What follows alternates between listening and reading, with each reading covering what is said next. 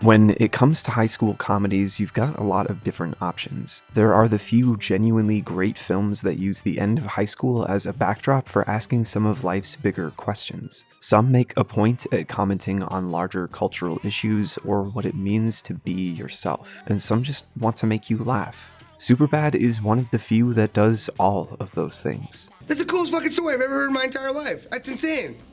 Can I hear it again? Even though Superbad was released more than 10 years ago, it still stands as one of the greatest high school comedies of all time because, first and foremost, it's still really funny. Due in large part to its all-star cast, many of whom got their first big break through Superbad.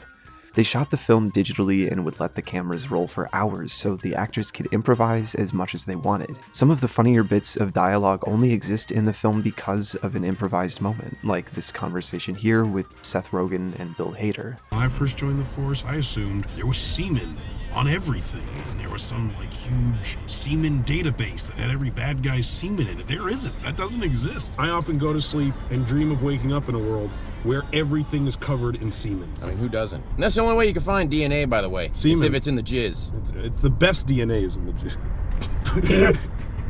And they always had the great script to fall back on when all else failed. It also helped that many of the actors meant to portray high school students were actually the appropriate age, or at the very least, close to the appropriate age, as opposed to something like, say, Grease, where I honestly don't know what they were thinking. There's also the added benefit that many of the film's most iconic scenes happened in real life, like the now infamous period blood scene. Oh, shit. I'm gonna fucking throw up.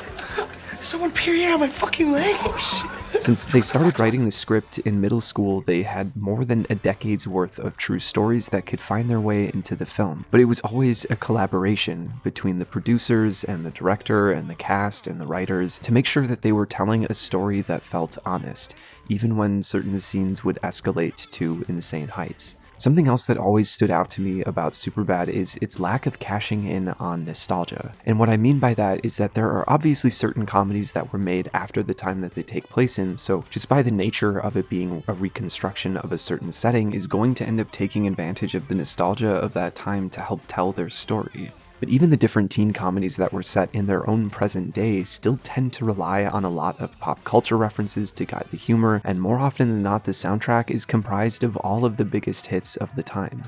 I think Shrek is a perfect example of what I mean. I know it's not a high school comedy, but bear with me. It makes so many references to other popular films from that era and ends up losing a lot of its own agency as a result. I have a hard time imagining new generations of kids flocking to that movie the way that my generation could, because we understood every reference, and it came out during a time when people still thought Smash Mouth were cool. But Superbad doesn't make this same mistake. There's very little that cements it as a movie that came out in the mid-2000s. Obviously things like the clothes or the cell phones are dead giveaways, but take a listen to that soundtrack.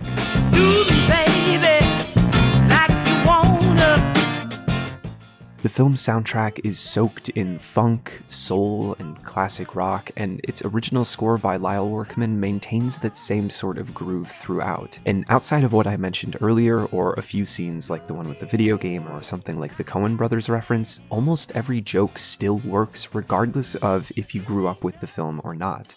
The comedy comes from a place that's familiar to just about anyone the film would be marketed to. Teens getting drunk and trying to get laid is hardly a foreign concept to American audiences. Trying unsuccessfully to buy booze, trying to find the right clothes to wear to make the right impression, that one friend who doesn't really belong in the group. All of these concepts could exist within a film set today or even back in the 1950s. And having an eclectic soundtrack that spans several decades and several genres allows the film to stand on its own 2 feet without having to pander to whoever was 17 when the film came out. Films end up as a sort of time capsule, teen comedies especially, because they don't revolve around spies or war or action heroes, but just regular people living at least mostly regular lives. And while it can be cool to create something that's effectively time-stamped into a certain era, either for those trying to relive their youth or for those whose time came long after, I think there's something to be said for a film like Superbad to form its own style by mishmashing so many others into one movie. But at the end of the day, it depends on the story you're trying to create,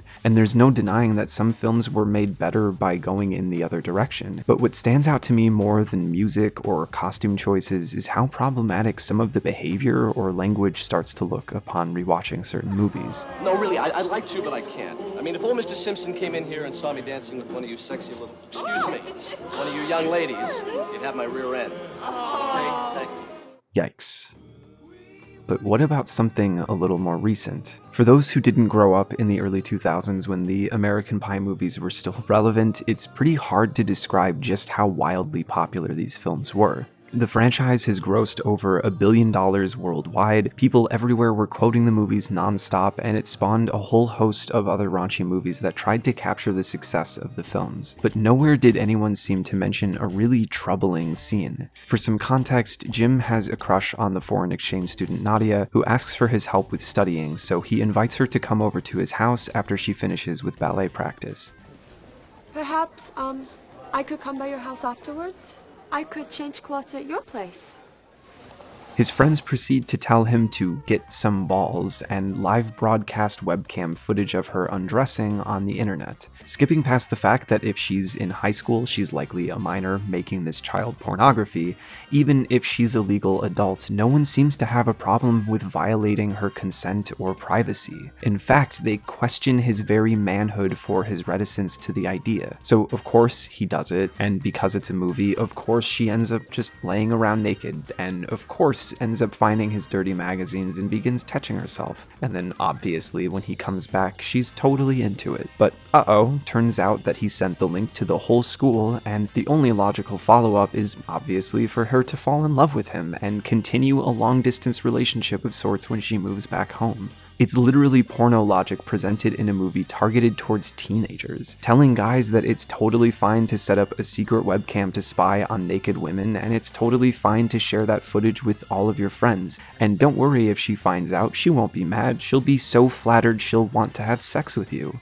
And to make things worse, there's a very similar scene in the sequel where they literally break into someone's house and watch them undress from their closet while their friends spy through the window. The point being that the guys think that they're hot lesbians and want to watch them in action. The women use this chance to get revenge, which feels like an improvement on the problematic scene from the first film, until you get to the end of the movie, and what happens? Oh, right.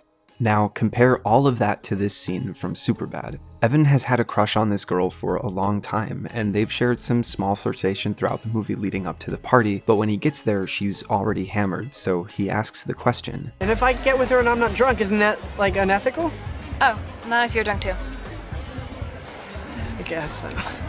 Nervously, not trying to screw up his first real chance with her, he starts pounding liquor as fast as his stomach can handle to try and catch up. She's obviously lucid and more than giving of her consent, but it would still be taking advantage of her. So he awkwardly resists most advances and tries to slow the situation down, even when she criticizes him for doing so. I don't understand why you have to be such a little bitch about it.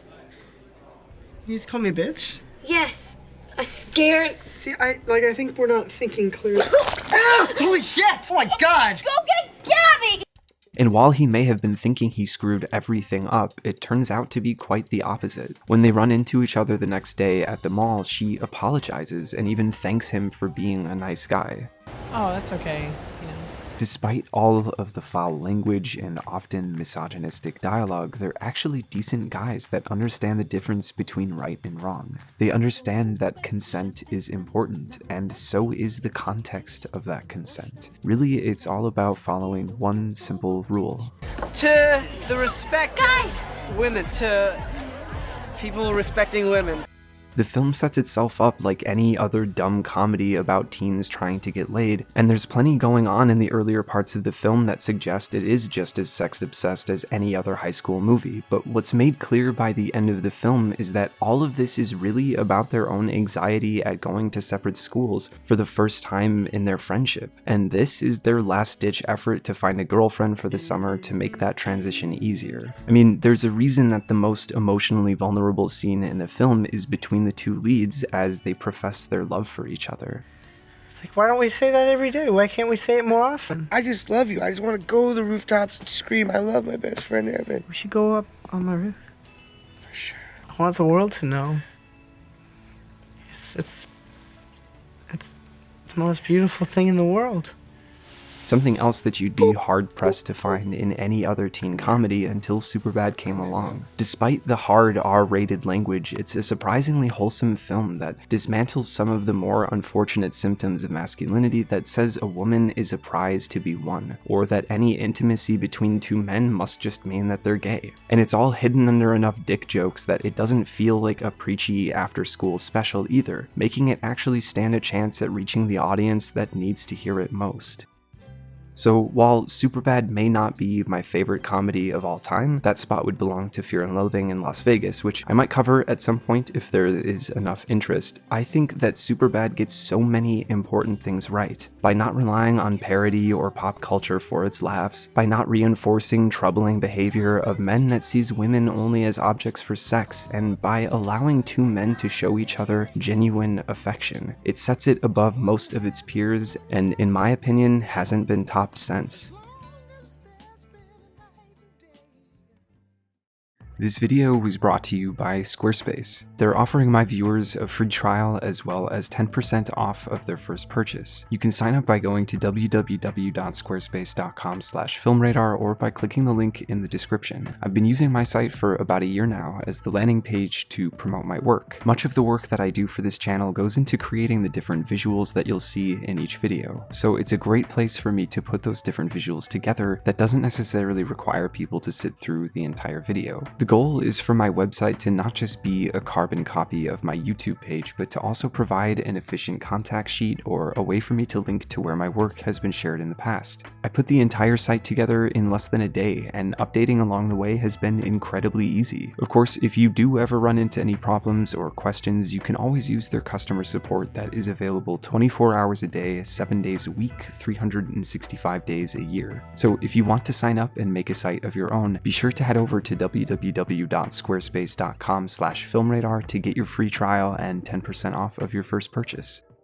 Thank you for watching. I hope you guys enjoyed. Superbad is one of my favorite comedies of all time, and seeing it as it's been a while since I've covered anything comedic in nature, I felt like it was the right time to make this video. But I hope you guys liked it. I know it's a little bit different than what I normally do, and I feel like I've been saying that a lot lately, but I constantly try and challenge myself to cover different subjects from different points of view. And so I hope you guys are okay with me just experimenting and trying new things. And I'm excited to announce that we recently reached 50,000 subscribers, which is amazing and insane, and I can't thank you guys enough for helping me to reach this milestone. It means a lot that you guys have stuck with me and continue to stick with me, even though I don't always stick to the most consistent upload schedule, and even though my videos are kind of all over the place sometimes. I really appreciate you guys sticking with me for this long, and as always, I have to give a huge shout out to my patrons. Thank you guys so much for doing what you do month after month, coming in with support. It means a lot to me. Anyways, thank you for watching,